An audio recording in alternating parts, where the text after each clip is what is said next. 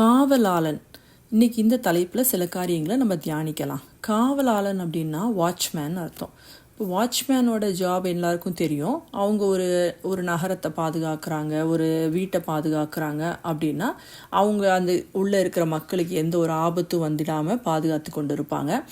ஒரு திருடன் வந்து அவங்கள துன்புறுத்திடக்கூடாது, அவங்க பொருளை எடுத்துக்கொள்ளக்கூடாது அப்படின்னு சொல்லி அவங்கள பாதுகாத்து கொண்டு இருப்பாங்க. அப்போ அந்த மாதிரி சப்போஸ் ஒரு திருடன் வந்துட்டாலும் அவங்க என்ன பண்ணுவாங்க, ஒரு விசில் மாதிரி கையில் வச்சுருப்பாங்க, ப்ளோ பண்ணுவாங்க. ஸோ எல்லாருக்கும் ஒரு அவேர்னஸ், ஒரு வார்னிங் கொடுப்பாங்க. அந்த மாதிரி ஒரு ஆபத்து வந்துருச்சுன்னு சொல்லி ஒரு எச்சரிக்கை கொடுப்பாங்க. ஸோ இந்த மாதிரி நம்ம வாட்ச்மேனை பற்றி எல்லாருக்கும் காமனாக தெரிந்த விஷயங்கள்.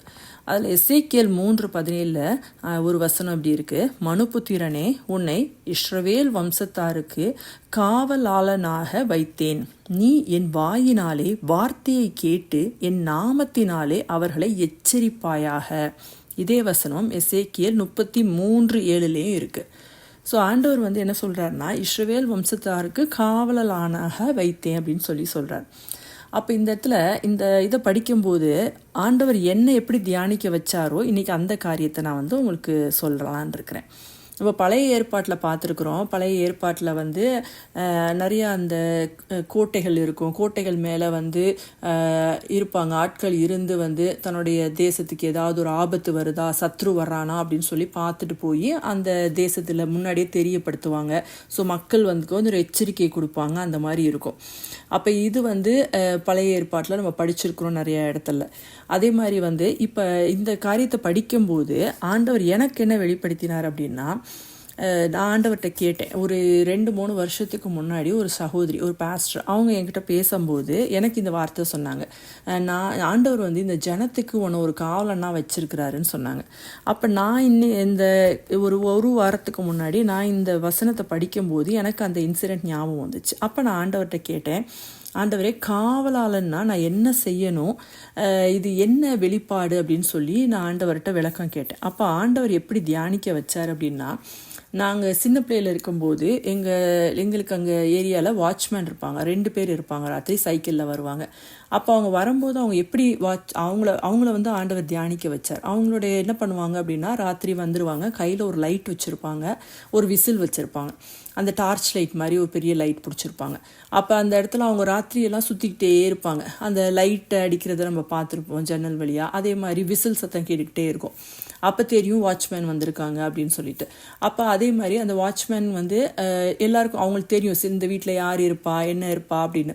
அப்போ அவங்க ராத்திரி ஃபுல்லாக சுற்றிக்கிட்டே இருப்பாங்க. அப்போ சுற்றிக்கிட்டே இருக்கும்போது அந்த இடத்துல ஏதாவது ஒரு திருடன் வரான் அப்படின்னா உடனே என்ன பண்ணுவாங்க, அவங்க பிடிச்சிருவாங்க அந்த திருடனை. இல்லை ஒரு விசில் அடித்து ஒரு வார்னிங் கொடுப்பாங்க. இதெல்லாம் நடக்கும். அப்போ ஆண்டவர் வந்து இதை வந்து நம்மளுடைய ஆவிக்குரிய வாழ்க்கையில் எப்படி கம்பேர் பண்ண வைக்கிறாருன்னா, நம்ம தேவனை அறிந்த ஜனங்கள். ஆண்டவர் வந்து குலத்துக்கு ஒன்றும் கோத்திரத்துக்கு ஒன்றும் தெரிந்தெடுப்பார். அப்போ இப்போ நம்ம குலத்தில் நம்மளை தேர்ந்தெடுத்திருக்கிறார் அப்படின்னா நம்மளோட கடமை என்ன அப்படின்னா, நம்ம ஜனங்கள், நம்மளை சார்ந்த எல்லா ஜனங்களையும் நம்ம பாதுகாக்கணும். நம்ம தேசத்தை பாதுகாக்கணும், நகரத்தை பாதுகாக்கணும், எல்லாத்தையும் பாதுகாக்கிற கடமை நம்ம கையில் இருக்கிறது. அப்போ நம்ம என்ன செய்யணும், அவங்களுக்காக ஜெபிக்கணும், திறப்பின் வாசலில் நிற்கணும். அப்போ நம்ம வந்து நிறைய குடும்பங்களில் நம்மளுடைய சொந்தக்காரவங்களா இருக்கலாம், தெரிந்தவங்களா இருக்கலாம், எல்லார் குடும்பத்துலேயும் பிரச்சனைகள்லாம் வருது. அப்பப்போ கேள்விப்படுவோம், இந்த குடும்பத்தில் இப்படி ஒரு கஷ்டம், அப்படி ஒரு வியாதி பிரச்சனை அப்படின்னு சொல்லுவோம். அப்படி கேட்கும்போது நம்ம என்ன செய்யணும், ஆண்டவரோட பிள்ளைங்களாக இருக்கும்போது நம்ம காவலனாக இருக்கிறோம். அதனால் நம்ம என்ன செய்யணும் அப்படின்னா, உடனே அவங்களுக்காக ஜெபிக்கணும். ஆண்டவர்கிட்ட அவங்களுக்கு ஆசீர்வாதத்தை கேட்கணும். அவங்களுக்கு ஒரு விடுதலையை கேட்டு நம்ம ஜெபம் பண்ணணும். ஜெபம் பண்ணும்போது என்ன ஆகும் அப்படின்னா, அந்த குடும்பம் ஆசீர்வதிக்கப்படும். இது வந்து ஒரு காவலனுடைய கடமையாக இருக்கும். அப்போ அந்த இடத்துல வந்து நம்ம வந்து திறப்பின் வாசலில் நிற்கிறோம் அந்த ஜனங்களுக்காக. அவங்க வந்து அந்த இடத்துல ஆசீர்வதிக்கப்படுவாங்க. அப்போ இந்த இடத்துல ஆண்டவருடைய வார்த்தைகளை அவங்களுக்கு சொல்கிறதுக்கு ஒரு சந்தர்ப்பம் கொடுத்தாருன்னா அதையும் நம்ம செய்யணும்.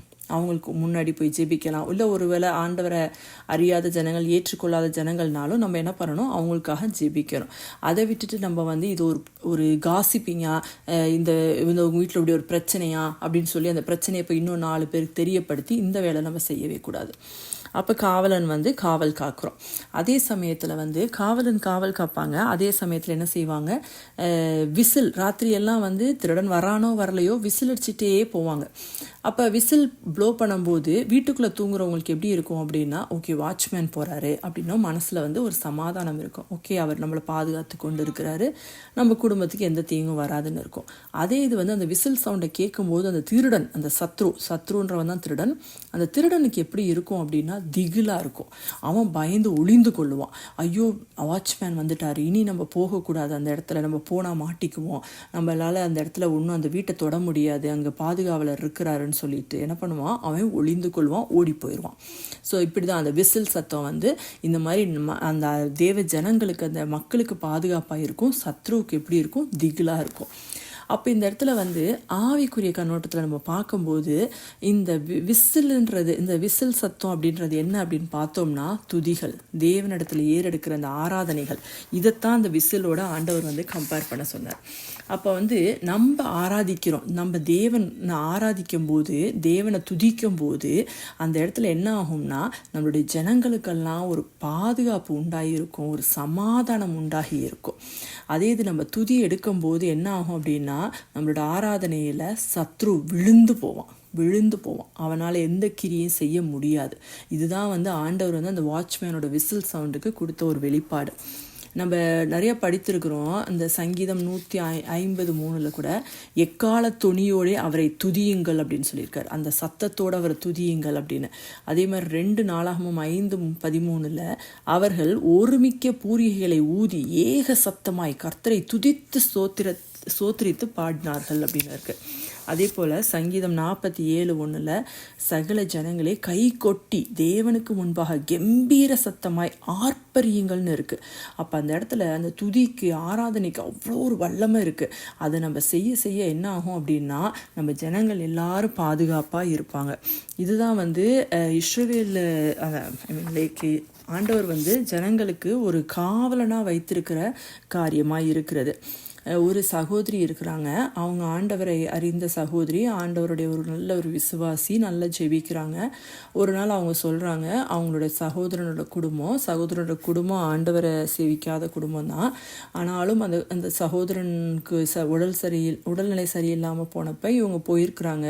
அவசரமாக வீட்டில் யாரும் இல்லைன்னு சொல்லி இவங்க ஓடி போய் சகோதரனுக்கு உதவி செய்ய போயிருக்கிறாங்க.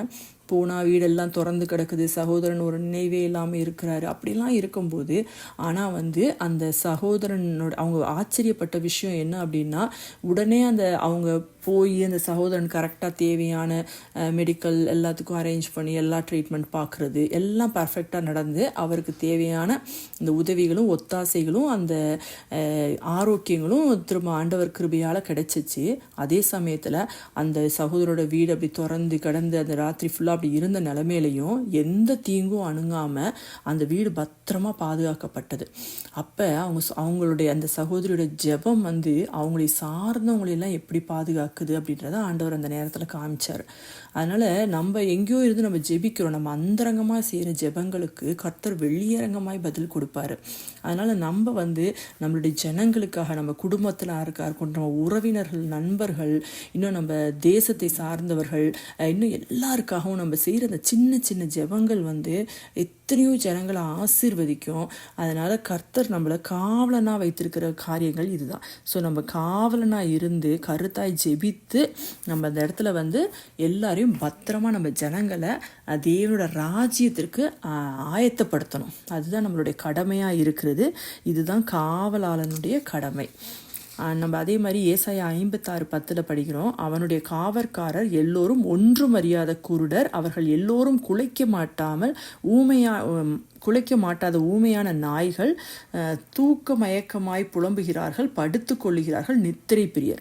ஸோ ஒரு காவல்காரன் ஒழுங்காக இல்லைன்னா என்ன ஆகிடும், அந்த நகரம் பாதுகாப்பாக இருக்காது. அதே போல் தான் நம்ம உஷாராக, நம்ம வந்து ஜெபத்தில் வந்து நம்ம தரித்திருக்கணும், நம்ம விழித்திருக்கணும். அப்போ தான் நம்மளுடைய ஜனங்கள் வந்து பாதுகாப்பாக இருக்க முடியும். ஸோ எல்லாரும் காவலனாக இருக்கிறோம், அந்த கடமையை கரெக்டாக செய்வோம். ஆண்டவரோட நாம மகிமைப்படுவதாக. கர்த்தருக்கு ஸ்தோத்திரம். God bless you all.